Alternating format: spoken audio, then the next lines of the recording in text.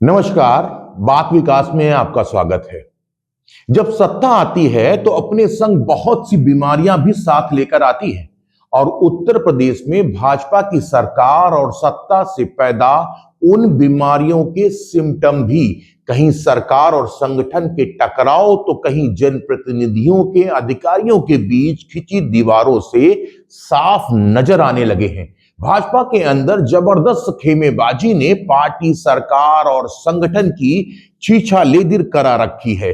हालांकि इसको हल्के में लेने की गलतफहमी काफी कुछ दांव पर भी लगा सकती है, क्योंकि 2027 के विधानसभा चुनाव से पहले सत्ताधारी दल में चिंता बढ़ाने वाली घंटियों की आवाज अब साफ सुनाई देने लगी है। बिना जनाधार वाले नेताओं को और दलाली से माला माल उनके कारिंदों के कारनामे जहां कर्मठ कार्यकर्ताओं में निराशा भरने के लिए काफी हैं, तो भाजपा सरकार के अंदर भी विरोधी लहरें आपस में टकरा रही हैं। अभी कानाफूसी तक सीमित ये आक्रोश चुनाव के समय हो सकता है लावा बनकर सड़क पर पहुंच जाए। इससे पार्टी में भी भय का माहौल साफ नजर आने लगा है।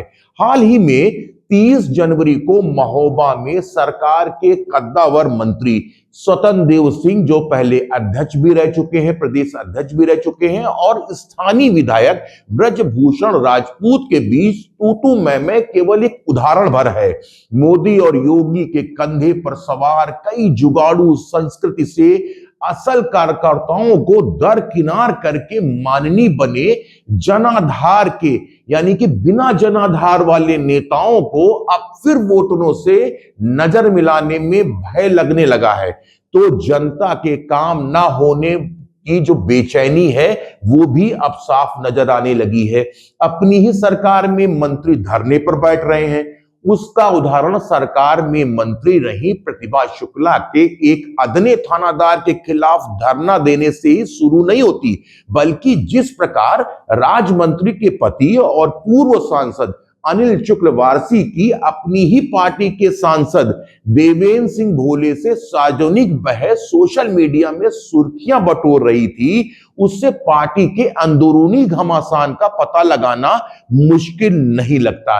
इधर करीब 2 साल पहले सरकार में मंत्री रहे दिनेश खटीक ने यह साफ कर दिया था कि अधिकारी जनप्रतिनिधियों की बात सुनता नहीं, बल्कि किसी भी पार्टी के दलालों या दलाल टाइप के नेताओं और चाटकारों से हमेशा घिरा रहता है, उन्हीं के काम होते हैं।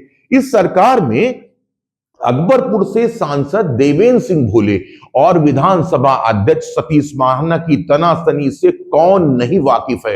ये तो भला हो मोदी और योगी के नाम का कि जहां भाजपा यहां की सीटें बचाने में कामयाब रही, लेकिन एक बात तय है कि भविष्य में भी ये सीटें भाजपा के पास बरकरार रहेंगी, इसकी अब कोई गारंटी दिखाई नहीं देती। ऐसा ही विवाद कानपुर के सांसद रमेश अवस्थी और यहां की महापौर प्रमिला पांडे के बीच सुर्खियों में रहा है। रहने वाले हैं फर्रुखाबाद के, लेकिन कानपुर में मोदी वेव में सांसद बने रमेश अवस्थी को शहर के वरिष्ठ नेता लोग हजम नहीं कर पा रहे हैं।